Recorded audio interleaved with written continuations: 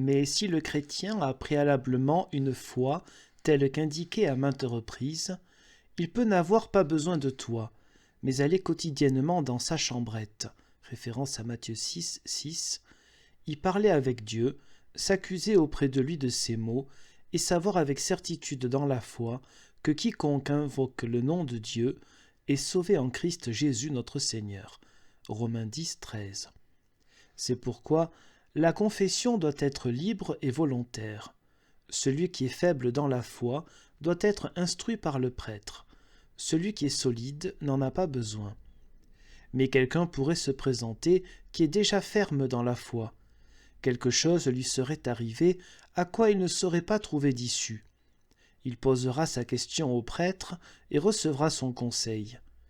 Comme s'il venait vers son frère s'accuser auprès de lui de ses péchés, en espérant que ce frère lui montre le chemin pour en sortir.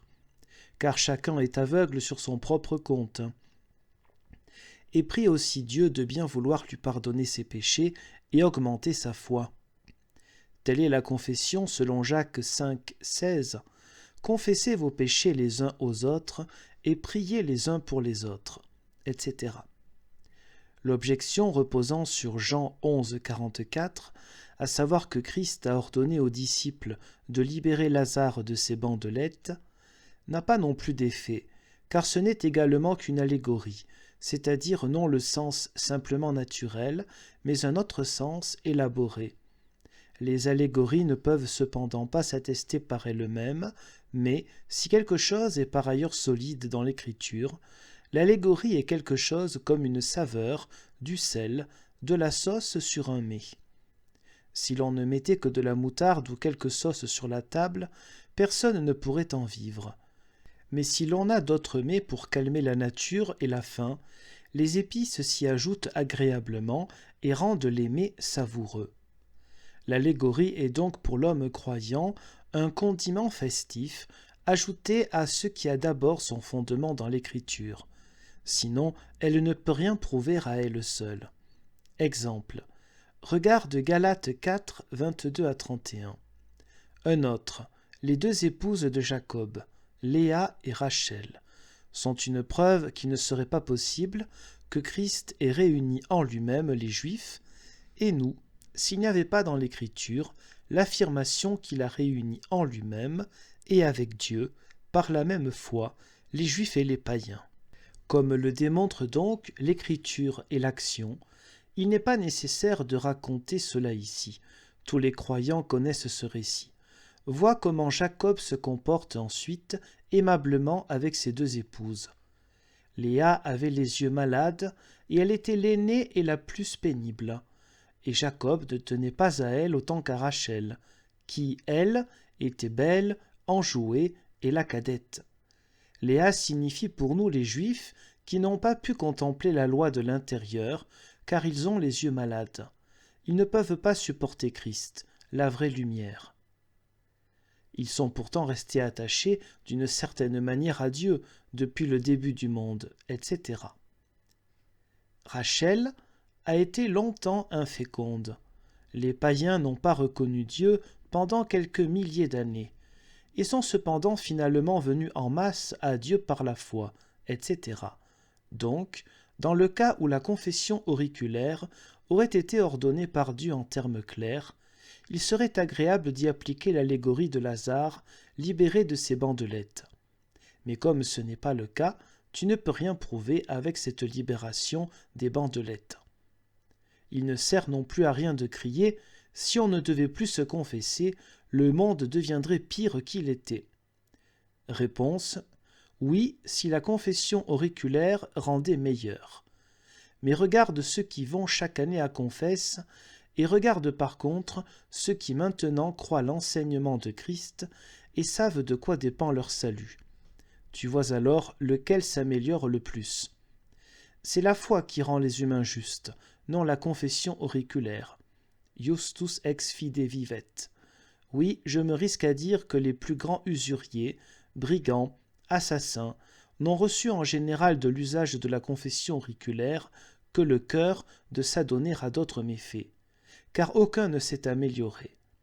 mais qui veut s'améliorer si le confesseur ne dit pas au pécheur la parole du salut, mais lui ordonne de faire quelques simagrées et de lui donner une part du larcin, et s'il a de plus magnifiquement enseigné au pécheur combien la honte dont il a fait état devant le prêtre abolit le péché, et autres bavardages semblables. Car le pécheur s'est déjà considéré comme pur, et s'en est allé aussi loin que résonnent les petites cloches de saint Antoine. Mais celui qui est correctement dans la foi se confesse chaque jour chez lui à Dieu. Oui, aussi souvent qu'il pêche, et il s'humilie devant Dieu, qu'il porte en lui en tout temps, et regarde à lui avec une ferme espérance. Il le craint toujours, il prend toujours garde à lui. L'argumentation dont certains font état n'atteint pas non plus son but. Tu dis, selon ton conseil, quelqu'un ne va consulter le prêtre que dans les cas où il ne s'est pas décidé par lui-même. Il ne va donc pas dévoiler au prêtre tous ses péchés, mais seulement quelques-uns, ce qui n'éduque pas le dévoyé. Réponse. Tu parles comme celui qui de nouveau ne sait rien, car le pénitent devrait dire au prêtre toutes les choses pour en être débarrassé, afin de ne plus pécher ou de pécher moins. À cet égard, tu fais erreur, car personne n'abandonne ses péchés à cause de la confession. Bien au contraire, quand quelqu'un a gravement péché, il tait ses péchés lors de la confession. Et s'il croit l'enseignement du pape, selon lesquels les péchés ne sont pas pardonnés si on ne les a pas tous énumérés, il s'en retourne avec une conscience désespérée, se considère lui-même comme appartenant physiquement au démon et doute de Dieu. Oui, c'est ce qui résulte de la confession auriculaire.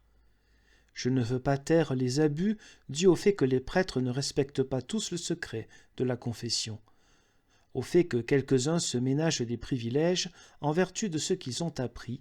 Si le magistrat leur a dit quelque chose de secret, ils pensent aussitôt qu'il doit les craindre ou les aider s'ils peuvent avoir besoin de son aide. Au fait que les confesseurs sont limités dans leurs compétences, puisqu'ils ne doivent pas donner l'absolution dans quelques cas où le prieur, le prévôt ou l'évêque doit intervenir. Il est aussi arrivé que, de ce fait, celui qui se confessait en est mort. À cet égard, aussi longtemps que tu ne peux pas prouver par l'Écriture que la confession auriculaire est ordonnée et enseignée par Dieu, ça ne sert à rien de disputer si elle est bonne ou fait du bien à l'âme, car elle ne peut absolument pas être bonne, à moins d'être enseignée par Dieu. Mais je veux bien te concéder qu'elle a entraîné beaucoup d'hypocrisie. Car que penses-tu que les garçons ou les filles intelligents allant à confesse avaient à l'esprit quand ils ont fait une confession si docte et douce, en termes élégants et savoureux, avec des circonvolutions, et distinguaient de surcroît si astucieusement entre tous les péchés qu'ils n'avaient pas encore commis? En vérité, rien d'autre que d'être tenus pour pieux, qu'on admire qu'ils aient des consciences si scrupuleuses et pures, etc. En bref, cela s'est hypocritement présenté comme si c'était bon, mais ce qui ne vient pas de Dieu n'est pas bon. De plus, on glorifie Dieu en vain si on l'honore selon les commandements et enseignements des humains. Référence à Matthieu 15, 8 à 9. Les élucubrations ne servent à rien.